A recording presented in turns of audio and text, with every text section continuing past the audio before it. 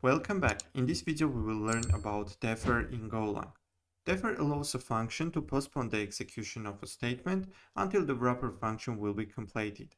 This can be useful for cleaning up resources such as closing a file or unblocking a mutex. As the function calls are placed on a stack, they are called in last in first out order. Let's write an example.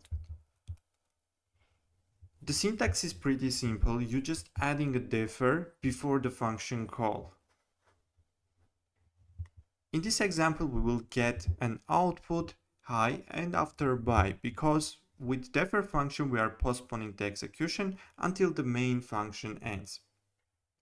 As I mentioned, the defer statement will run in last in first out order.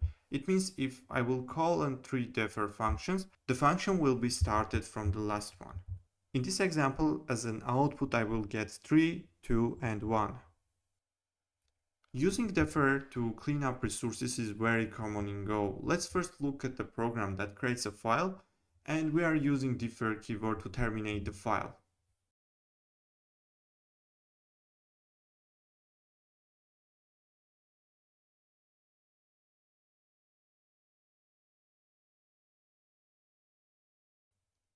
Here we are importing OS package and using create function to create a file. After, when we are making sure that there is no error, we are calling file.close. The deferred file.close function ensures that the file is still properly closed before the program exits.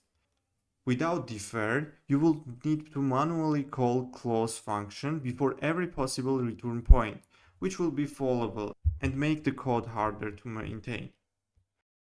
Thanks for the watching. If you like this video, please subscribe to the channel.